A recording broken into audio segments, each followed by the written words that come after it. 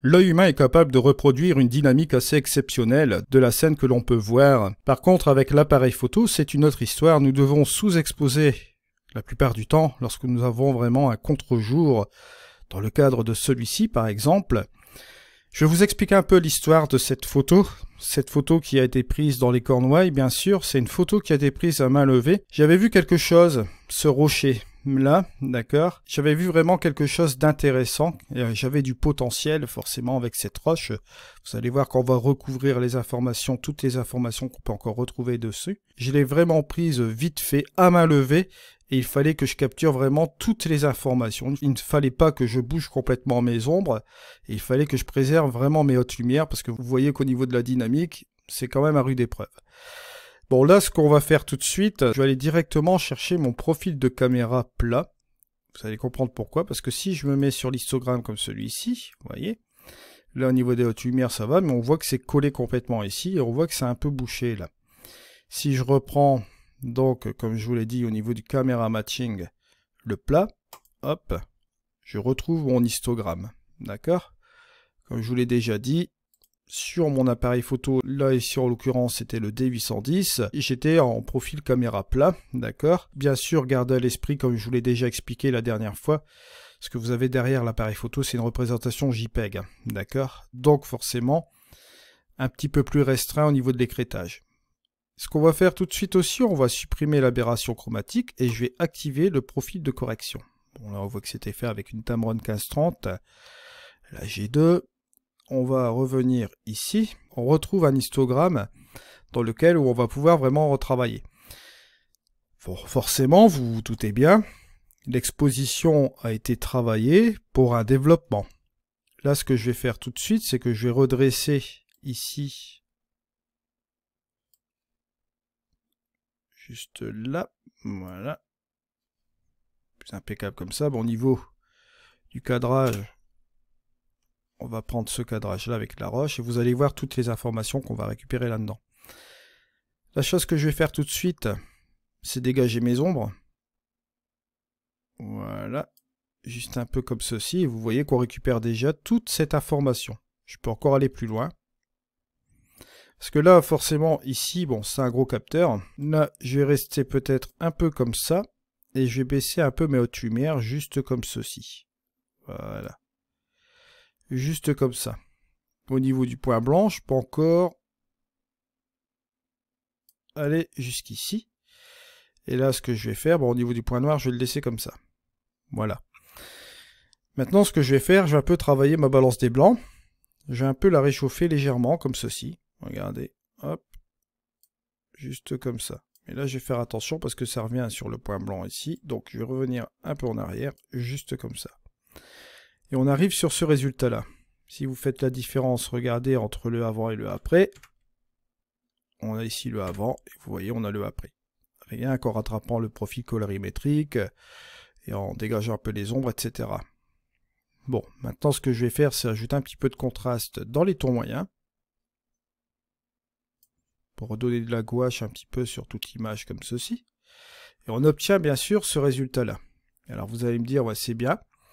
On arrive à un bon résultat, mais malheureusement avec cette dynamique-là, on va pas pouvoir faire grand-chose, donc il va falloir interagir avec quelque chose d'autre. Bon, j'ai pas envie de sortir de Lightroom aujourd'hui. Je vais utiliser le mode ici du gradient. On va utiliser les couleurs cette fois-ci. Au lieu d'utiliser un masque de luminosité, je vais utiliser cette fois-ci un masque de gamme. Bon, là, ce que je vais faire cela. Je vais aller jusqu'en haut. Je vais afficher mon masquage, on va dire, juste ici, comme ceci. J'enlève cela. Je vais tout simplement sélectionner les masques de gamme en couleur. Je vais prendre ma petite pipette. Je vais prendre un point comme ceci. Un autre point là. Un ici. Et un là environ. Je vais regarder ce que ça donne avec le masquage. Vous voyez, déjà, on a quelque chose de beaucoup mieux. Avec le masque de gamme, ça nous permet, comme vous voyez ici, d'avoir une sélection un petit peu plus parfaite, là. D'accord? Sans sélectionner plus ou moins le ciel. Donc on est sur quelque chose d'intéressant. Je vais enlever le masquage. Voilà, juste comme ceci. Et là, cette fois-ci, ce que je vais faire, c'est encore déboucher les ombres. Voilà. Juste comme ceci. Je pourrais même encore aller un peu plus loin. Voilà. Ce qui est quand même un petit peu mieux. Je vais lui ajouter un petit peu de texture. Voilà. Juste comme ça. Vous voyez, là déjà, on a récupéré vraiment beaucoup d'informations, ce qui est fortement intéressant. Je vais regarder si au niveau des contrastes, je peux pas tirer un petit peu plus le curseur. Ouais, voilà. Ça peut bien marcher. Juste comme ceci. Et là, on va dire que, bon, je vais terminer cela en cliquant sur fermer. Voilà, vous voyez, on en arrive un petit peu à ce résultat-là qui est fortement intéressant. Maintenant, ce que je vais faire, je vais utiliser de la correction de voile sur l'ensemble de l'image. Juste comme ceci, regardez, hop. Ça va un petit peu interagir sur l'ensemble de mon image. Bon, là, il y a un petit peu d'écrêtage qui est en train de se faire là, un petit peu de... On est en train de boucher un petit peu les ombres ici et un petit peu là. C'est pas forcément gênant, c'est juste du pur noir, donc on va le laisser comme ceci. Et vous voyez que là, au niveau de, comment dirais-je, du ciel, on a quelque chose d'intéressant aussi au niveau des bleus. Bon, on en arrive à un résultat qui est vraiment pas trop mal. Par contre, ce que je vais faire, c'est quand même réduire un peu le bruit, mettre un petit peu de luminance sur mon ensemble de l'image, peut-être à 20, voilà, pas trop. Et au niveau de la netteté de l'image, là, ce que je vais faire, je vais rajouter un petit peu de netteté et je vais faire un petit masquage, bon, en appuyant sur la touche Alt, ça vous connaissez. Voilà, juste comme ça. La netteté, je vais peut-être la mettre à 40. Allez, une quarantaine, pas trop, pour pas trop exagérer non plus. Hein. Voilà, on obtient ce résultat qui est pas trop mal. Maintenant, on va aller dans le HSL. Juste ici. Je vais aller dans les bleus. Ce que je vais faire, je vais un peu saturer mes bleus. Voilà, pour retrouver un petit peu de couleur, comme vous voyez ici. Et au niveau de la luminance, par contre, je vais baisser un peu la luminance. Vous voyez, juste un petit peu comme ça. Voilà.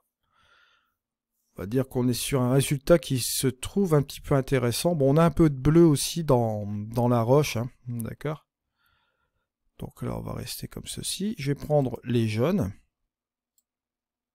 Je vais saturer un petit peu les jaunes juste ici, cette partie-là.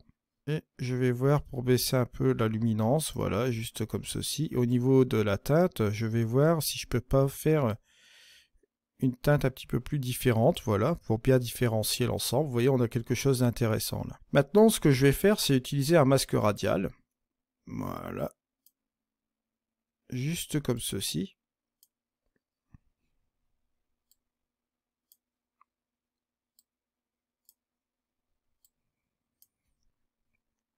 Et là, ce que je vais faire, je vais baisser mon exposition. Voilà, en extérieur. Vous vérifiez bien que vous n'êtes pas en inversé. Il faut cliquer sur la chose ordinaire ici. Vous baissez, vous voyez, tout doucement, délicatement. Et ce que vous faites aussi, c'est que vous allez ici et vous faites un contour progressif. Voilà. Juste comme ça. Peut-être insister un petit peu plus par là. Voilà. Juste comme ça. Une fois que vous avez terminé, vous cliquez sur terminer. Et là, ce que je vais faire, bon, pour pas traîner, je vais prendre une petite partie qui est là, que je vais éclairer tout simplement. Là, par contre, on va l'inverser. Voilà.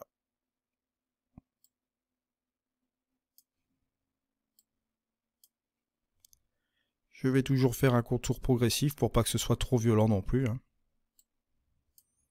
Je vais appuyer sur CTRL Alt pour copier.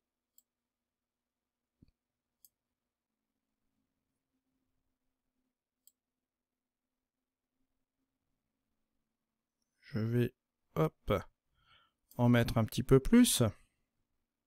CTRL Alt, où je vais agrandir cette première partie qui est là. Voilà, pour prendre cette partie ici qui sera intéressante. Hein. Toujours en contour progressif, bien sûr. Là, je vais insister un petit peu plus. Là, pareil, je vais refaire encore une copie. sur le dessus, là, comme ça.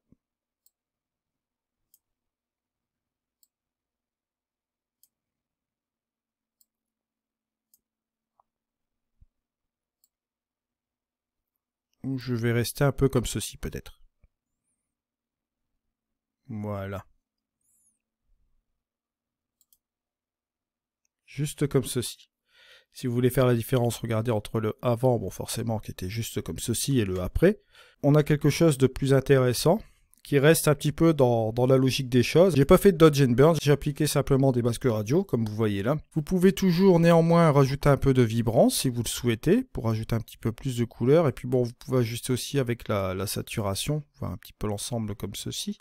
Quand on est toujours sur le fichier RAW, je vais regarder pour chasser un petit peu cette petite dominante.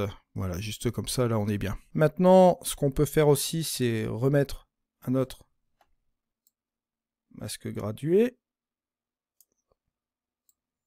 Juste comme ça, hein, on va aller jusqu'ici.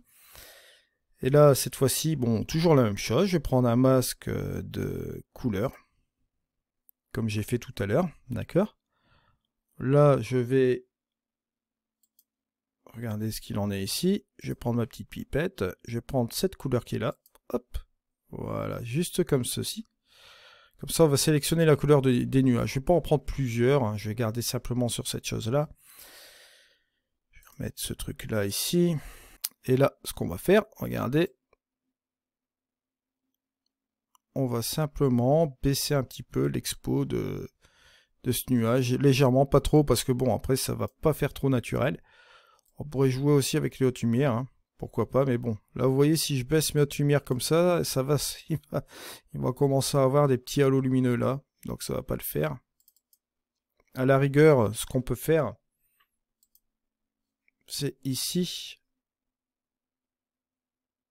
au niveau de la gamme des couleurs, jouer avec les niveaux, là, comme vous voyez ici. On peut y aller progressivement, vous voyez, pour affecter un petit peu la première partie de la roche comme ceci, pour que ça vienne un petit peu plus progressif, vous voyez. Même ici, je trouve que c'est assez intéressant. Bon, je vais revenir quand même un peu en arrière, voilà. Juste comme ça, pour affecter quand même légèrement la roche, pour pas que ce soit trop brutal entre les deux choses là. Donc voilà. On va faire cela. Au lieu de jouer avec le curseur d'exposition, bon, on va repartir forcément avec la haute lumière, en baissant le curseur un peu comme ça. Voilà. Juste comme ceci. On va fermer. Maintenant, on pourrait peut-être le mettre en 4/5e. Ça peut être intéressant aussi. On va regarder ce que ça va donner. Hop, juste comme ceci.